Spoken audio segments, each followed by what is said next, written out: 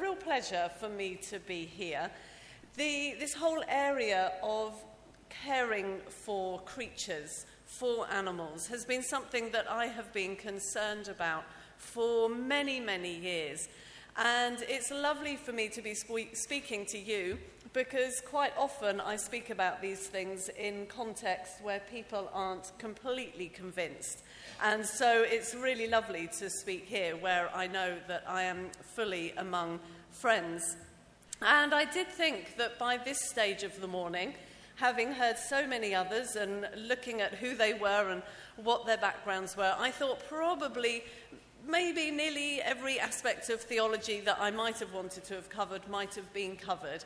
And knowing that we were getting towards lunch, I thought I might actually just do more of a personal reflection as to how I've become engaged and interested and concerned for these issues, and then draw in a little bit of biblical reflection along the way as I do that.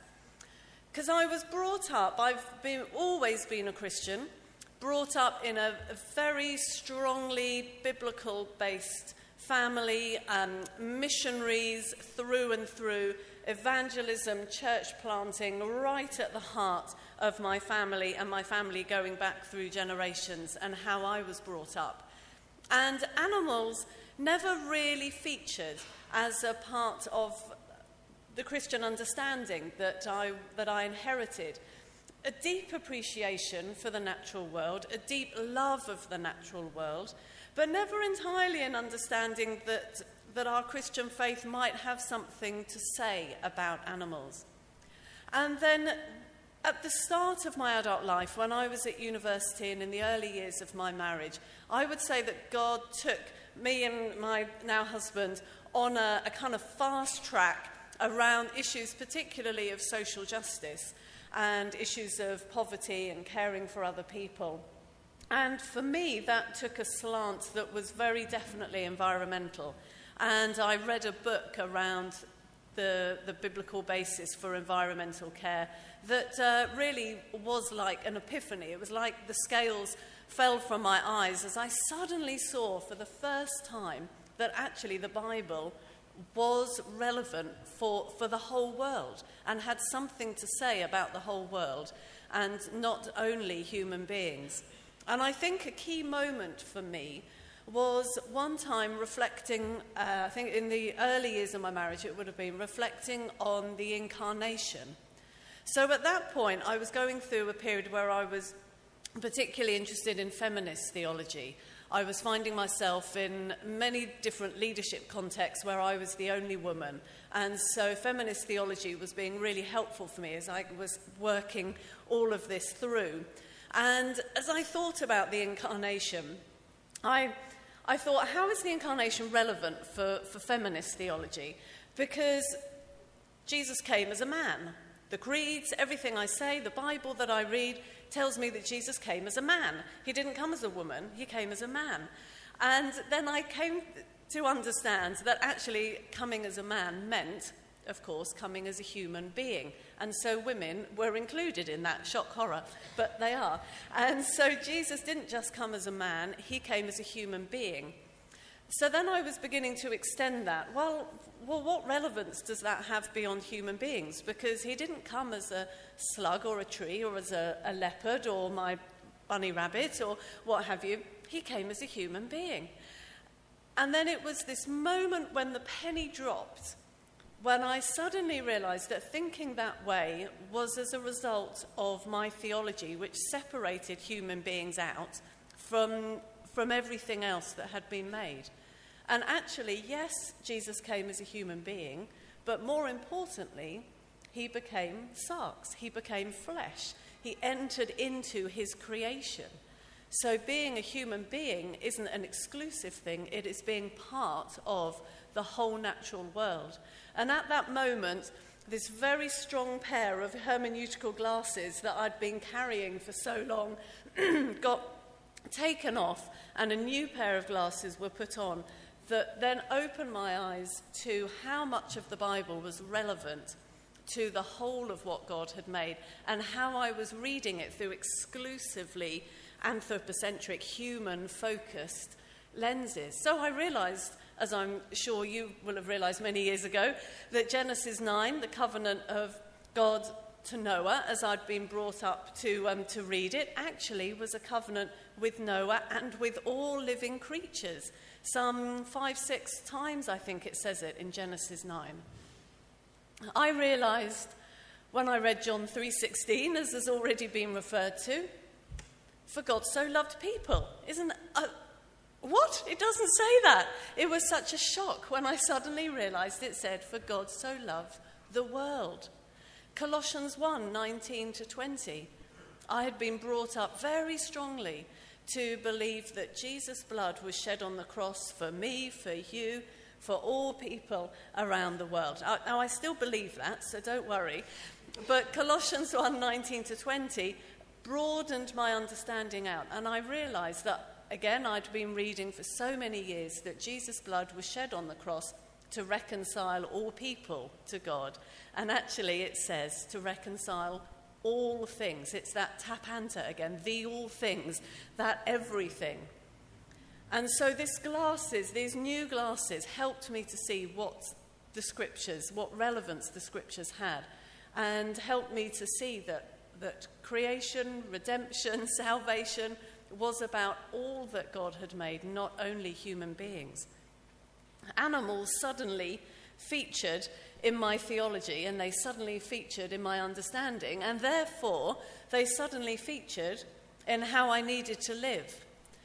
And one of the things that really impacted that then was thinking about food, and this has come up many times, hasn't it? When my children were born, I was suddenly faced with the question of, what do I want to put into their tiny bodies?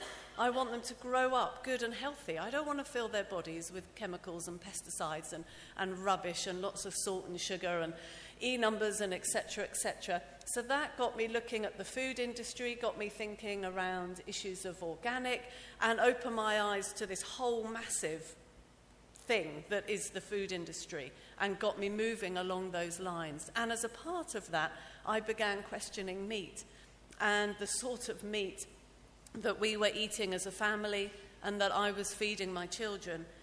And I came to that realization, as I know we all have here, that if we are going to eat meat, and I know there will be a spectrum of views around that here, if we are going to eat meat, then it really matters how animals are kept. And I came to understand that actually that wasn't a fringe issue for me as a Christian. This was a central part of my theology. It mattered. This was a theological statement, what sort of meat at that stage I would or would not buy. And one of my responses to that has been one of the best things for us as a family, and we began keeping pigs. This was at a stage a good number of years ago when the question, should a Christian eat meat at all, wasn't featuring in my thinking at that point. At that point, what I was interested in was the welfare of the animals that we were eating. And I was lucky to be part of a really wonderful small group in my church. Very left-wing, am I allowed to say that? I'm not sure. Very switched on, not implying that the two go hand in hand. And really already quite a number of us already keeping chickens and growing our own vegetables and so on. And one evening, after a long discussion in our cell group, we decided we were going to start keeping pigs together. And so from out of that developed this pig cooperative that I was part of for about 10 years, and it spawned other pig cooperatives, and it became a massive thing, other ones that developed from it. It was a wonderful community thing and was fantastic for us as a family, and really opened our eyes and my children's eyes to where meat comes from, and to many of the areas of caring for animals and the animal issues that we have been hearing about today. We kept pigs for about 10 years, I think. Our diet has now changed so much as a family that we don't keep them anymore. But those 10 years were wonderful, and they gave my kids... We live on a council estate as part of a choice we made many years ago to move and live somewhere where we could get very involved in the local community. So keeping these pigs about 6 miles from where we live gave my children access to nature in a way that they wouldn't have had on this council estate, and I know has been very formational for them. Again, someone, it might have been Dominic, talked about pigs loving to be scratched. One of my best, was it you, Margaret? Yeah, sorry. One of my most wonderful memories is when the pigs had been fed. They were a bit mad before they'd been fed, but once they'd been fed, they calmed down. And going off to do something, coming back and finding my eldest daughter, who was probably about 10, sitting on the ground, and we had 8 or 10 pigs in this particular enclosure. And she had, if you can imagine, the spokes of a wheel with her sitting in the middle. It was like she had this whole circle of pigs around her that were all lying down, one of which had its head in her lap, and then the others were all lying down. And she was keeping them there. She was scratching them, and when she scratched them, they just, they're like dogs. They were just so happy. And she was totally happy too. They were both in their element. So keeping pigs has been a formative thing for us as a family. And like I say, our diet has now changed, so we don't anymore. But it has been important for us. I want to bring our time to an end just by reflecting on 3 scriptures that have been particularly important for me as I have gone through the last 20 years or so, trying to live in ways that take care of the whole world and respect it and look after it. The first, really obviously, is Genesis 1 and the creation account that we have there. Often the emphasis in that is placed on Genesis 1:26 to 28 and our distinctiveness in terms of being the only creature that is made in God's image. But what has become really important to me has been, yes, recognising that, and we might want to discuss that maybe in our panel later, but actually recognising that in every other respect we are the same as all the other creatures. We're not given our own special day. Now that should say something in and of itself and should be humbling.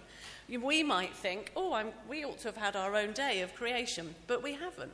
We are simply made with the other creatures. We are also, along with other creatures, given that command, the blessing, to go forth and multiply, but other creatures are given that too. When God breathes into Adam's nostril, that's not God breathing a soul into humans to separate them out from other creatures. That's a really terrible misreading of the passage. Other creatures in Genesis 1 are also described as having the breath of God in them. We share that with other creatures. We are the same on every level except for the fact that we have been made in God's image. And that has been important to me. Secondly, Proverbs 12, verse 10, a little verse that's not often referred to in a book that's not often referred to. The NIV translates this really blandly, and as the NIV often does anyway, and it says that the righteous person cares for their animals. The actual translation of that, the literal words, are that the righteous person knows the soul of their animals. Isn't that beautiful? Firstly, the soul, nephesh. That in itself tells us that whatever the soul might be, we humans aren't the only ones to have it. Animals also have souls. Don't ask me any more what that might mean. I'm sure some of our other esteemed panellists will have some ideas on that. And then rada, to know, is actually the word that elsewhere is used of sexual intercourse. Someone knew someone else. Now, that's not to mean that we take it down the route, as we get towards lunch, that you might be thinking. But it is to highlight why is it used of sexual intercourse? Because there's that deep connection there, isn't there? The righteous person knows the soul. What beautiful connection there is. Knows the soul of their animals. And we've heard a little bit about that already this morning. I think of my eldest daughter with our house rabbit. who she was cuddling him yesterday and talking to him. And I thought, you know the soul of your animal, beautiful animal, sleeps under our bed at night, is a right old character, but I won't try not to get into that more. The righteous person knows the soul of their animals. And then finally, Revelation 4, with that vision of worship taking place in heaven with the 4 living creatures, one of which is like a human, and then the others are other aspects of the creaturely world. And there's no hierarchy there, is there? We're the one that's like a human isn't closer to the throne or anything. There's total equality there.